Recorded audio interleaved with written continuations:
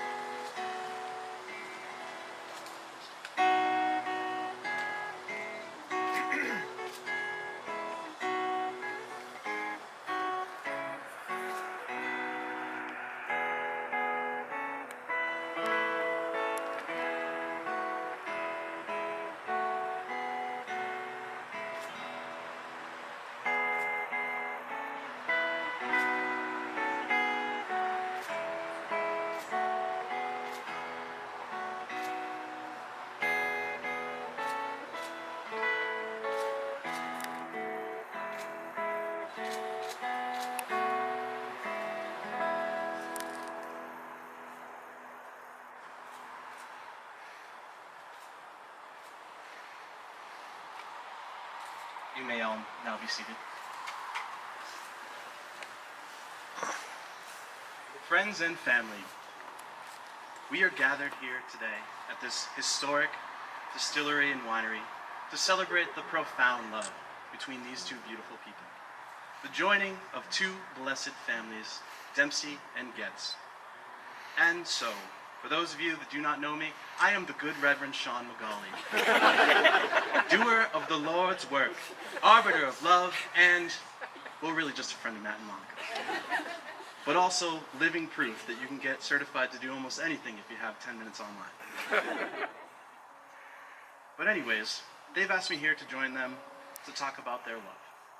And when I began writing this speech, I started to ask myself, well, what is their love? And I began to realize it's something that I've witnessed on numerous occasions. It's Monica exchanging a glance across a room and Matt knowing exactly what she is thinking. Love. Matt reaching down to hold Monica's hand, even though he hates to do it, but he does it because he loves her and he knows it means a lot to Monica. Love.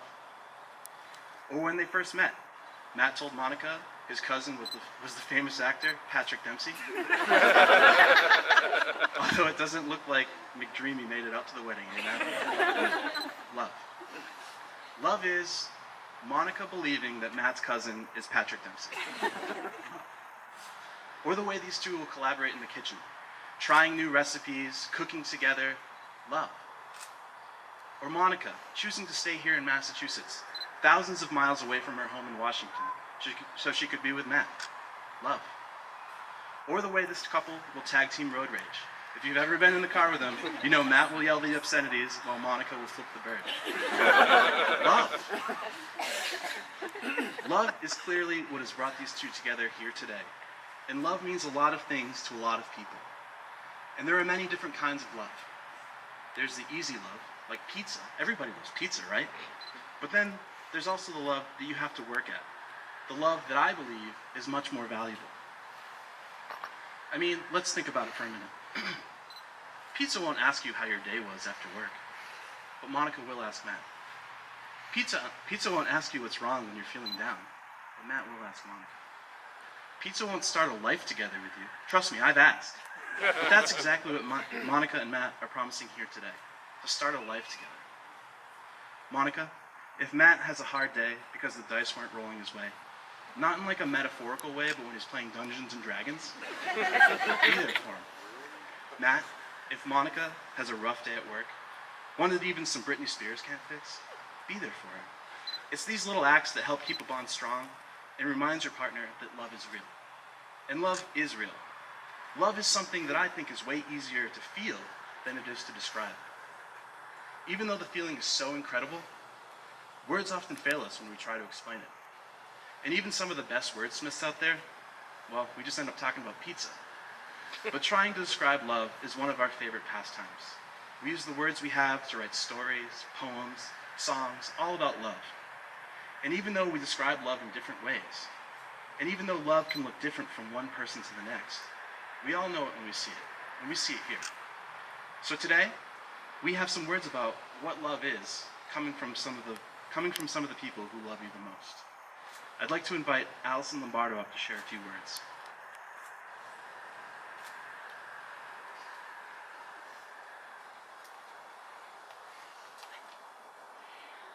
I'll be reading Captain Corelli's Manolin by Louis Desbernay.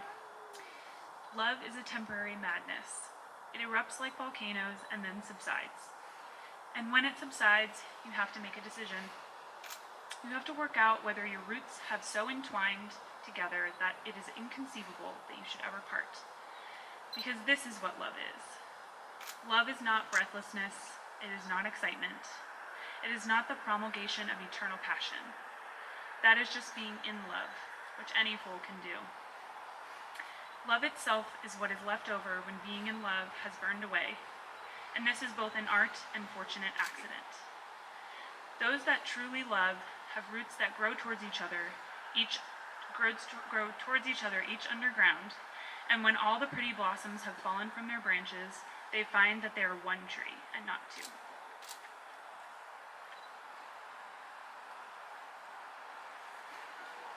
I think that's such a great analogy, with love being the roots of a relationship, unseen but vital to a plant's survival and strength, growing over time and expanding.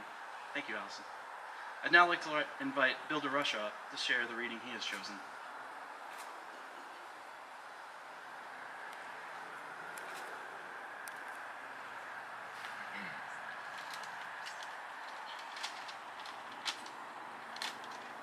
I will be reading Scientific Romance by Tim Pratt. If starship travel from our Earth to some far star and back again, at velocities approaching the speed of light, made you younger than me due to the relativistic effects of time dilation, I'd show up at your doorstep, hoping you developed a thing for older men. I'd ask you to show me everything you learned to pass the time out there in the endless void of night. If we were the sole survivors of a zombie apocalypse, and you were bitten and transformed into a walking corpse, I wouldn't even pick up my assault shotgun. I'd just let you take a bite out of me, because I'd rather be undead forever than live alone without you. If I had a time machine, I'd go back to the days of your youth and see how you became the someone I love so much today. And then I'd return to the moment we first met, just so I could see my face when I saw your face for the first time. And okay, I'd probably also play Johnny Be Good at my parents' prom and bring Socrates back to my high school for a history report, and I'd probably wake up to I Got You Babe for a bunch of February 2nds in a row. I never really understood why more time travelers don't do that. If the alien invaders come and hover in stern judgment over our cities, trying to decide whether to invite us to the Galactic Federation of Confederated Galaxies, or if instead a little extinction is in order, I think our love, your love, could be a powerful argument for the continued preservation of humanity in general, or at least of you and me in particular. If we were captives together in an alien zoo, I'd try to make the best of it. You know, cultivate a streak of xeno-exhibitionism, waggle my eyebrows a little bit, and make jokes about breeding in captivity. If I became lost in the multiverse, exploring infinite parallel dimensions, my only criterion for settling down somewhere would be whether or not I could find you. And once I did, I'd stay there. Even if it was a world ruled by giant spider priests. Even if it was one where killer robots won the Civil War. And even in a world where sandwiches were never invented. Because you'd make it the best of all possible worlds anyway. Plus we could get rich off of inventing sandwiches. If the singularity comes, and we upload our minds into a vast computer simulation of near infinite complexity and perfect resolution, and become capable of experiencing any fantasy, exploring worlds bound only by our enhanced imaginations, I'll still spend 10 to the 27th processing cycles per month just sitting on a virtual couch with you, watching virtual TV, eating virtual fajitas, holding virtual hands, and wishing for the real thing.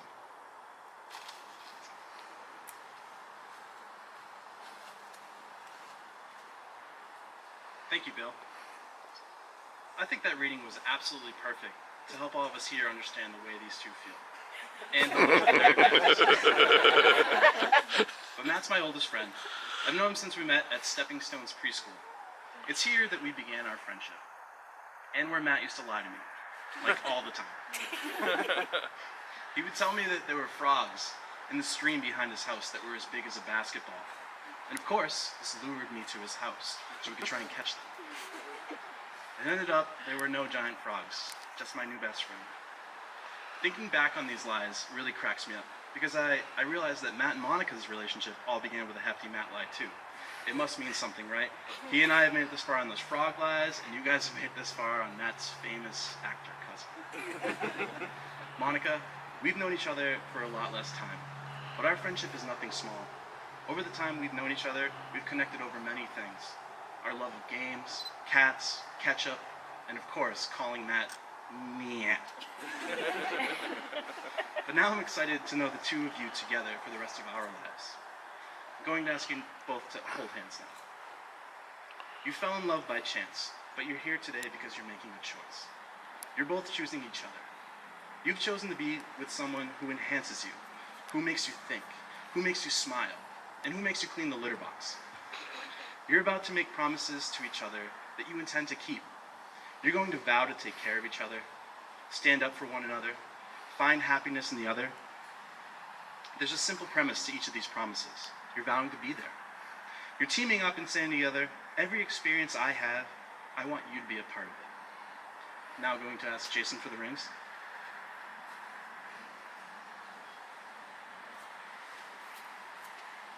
You've both chosen to wear rings as a reminder of these promises. And people often say that wedding bands are a perfect circle, with no beginning and no end. But these rings did have a beginning.